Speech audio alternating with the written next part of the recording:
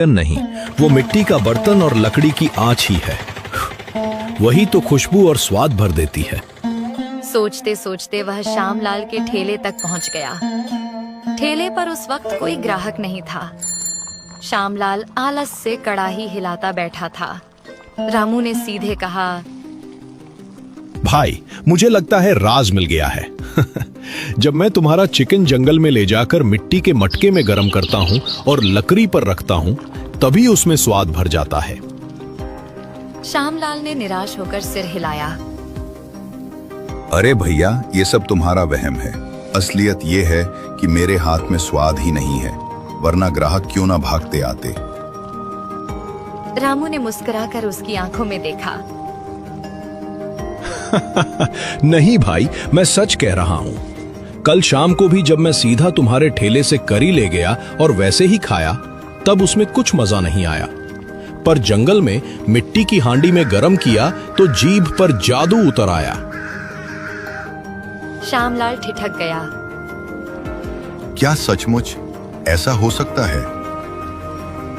हाँ, बिल्कुल। लकड़ी की आंच, मिट्टी के बर्तन की खुशबू, यही तो असली स्वाद बनाते हैं। तुम कल वही मसाले डालकर देखो, बस इस बार चिकन को मिट्टी के बर्तन में पकाना, फिर देखना कमाल।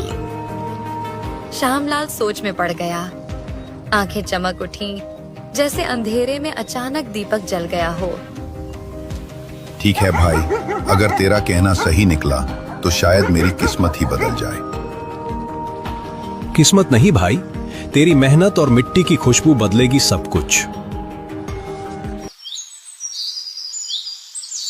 अगली सुबह श्यामलाल ने जैसे ही आंख खोली, उसके मन में नई उमंग थी।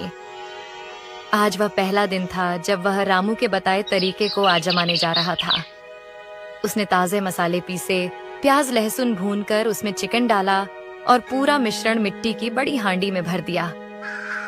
फिर सावधानी से हांडी को ठेले पर रखा और चौपाल की ओर निकल पड़ा। चौराहे पर पहुंचकर उसने धीमी आंच पर चिकन पकाना शुरू किया। थोड़ी ही देर में मिट्टी की हांडी से भाप उठने लगी और चारों तरफ लाजवाब खुशबू फैल गई। हवा में एक अलग सी खुशबू घुल गई थी। श्यामलाल खुद भी चौंक गया। अरे, खुशबू तो पहले कभी नहीं आई। लगता है आज कुछ खास होने वाला है। तभी दो आदमी जो कभी कभार उससे चिकन लेते थे, उत्सुक होकर उसके पास आ पहुंचे। अरे भाई, आज तो बड़ी गजब खुशबू आ रही है। कोई नया मसाला डाला है क्या?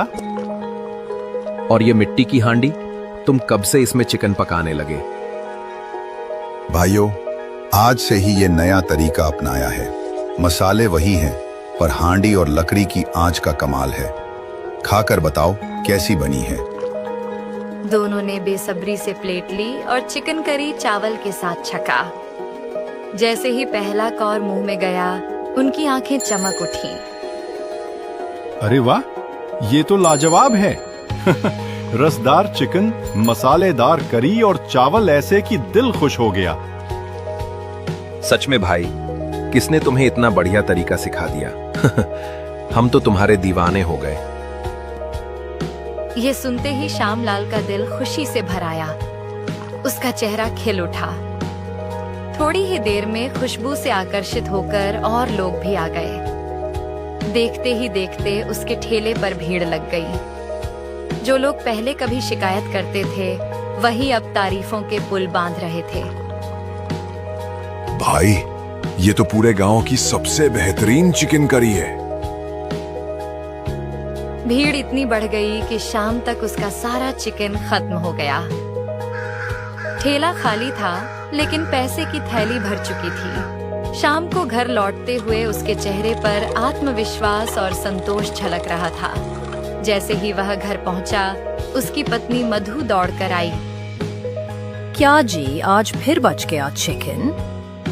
नहीं मधु, आज तो सब खत्म हो गया। और देखो कितने पैसे भी मिले। लोग तारीफ करते नहीं थक रहे थे। वाह, किसका शुक्रिया माने? उस लकड़हारे का जिसने तुम्हें नया रास्ता दिखाया, या तुम्हारी मेहनत का जिसने सबको स्वाद चखाया? दोनों का। अगर रामू न होता तो मैं हार मान चुका होता।